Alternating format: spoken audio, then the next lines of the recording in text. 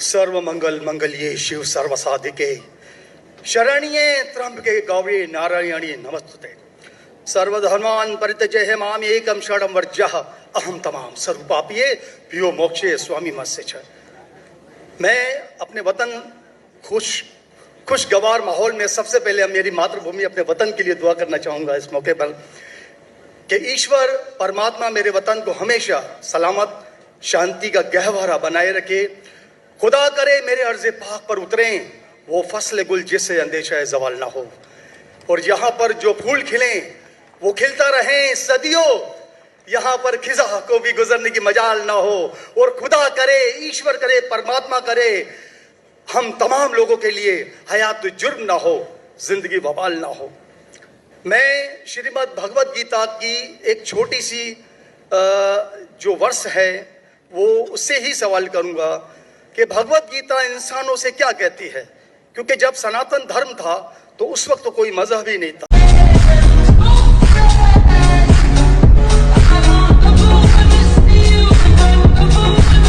1,96,4,32,000 साल का एक एरा है सनातन धर्म का।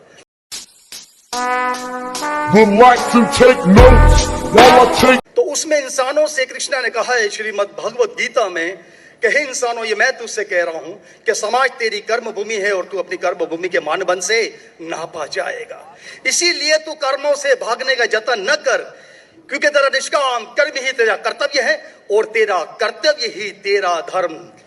लेकिन ये धर्म केवल तेरे हित के लिए है तो वो धर्म पाप की ओर जाने वाला मार्ग है। इसलिए अपनों से मुक्त होकर समाज कल्याण के लिए कर्म कर कि यही मोक्ष का मार्ग है, जन्नत का रास्ता है। ये बताना इसलिए जरूरी था कि मेरा जो सवाल है वो हमारी इस वर्ष से है, इस श्लोक से है कि पूरी दुनिया में यहाँ तक कि मेडिटेरियन कंट्रीज में भी मजहब के नाम पर लोगों को मारा जा रहा है। अरे बाप रे, ये तो धोती खोल रहा है। और उसमें उस मजहब का जो मुल्क है वो भी बदनाम होता जा रहा है, बीच में मजहब रखा जाता है।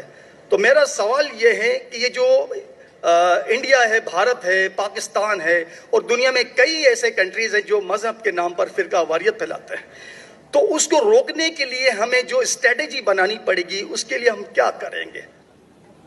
ये मेरा छोटा सा सवाल आपसे। अभी मजा आएगा ना भिड़ो।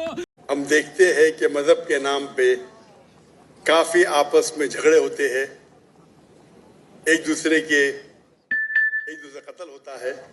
इसका सलूशन क्या है? और मेरी तकरीर खत्म होने के बाद मुझे एक पैगाम आया हमारे गवर्नर साहब से और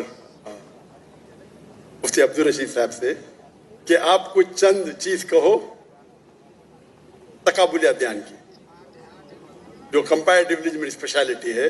अच्छा ठीक है। तो भाई साहब ने जो सवाल किया वही चाहते थे हमारे मेजबान, हमारे गवर्नर साहब और मुफ्ती अब्दुल रशीद साहब ने सवाल किया कि इसका हल क्या है कि आपस में लोग झगड़ा करते हैं।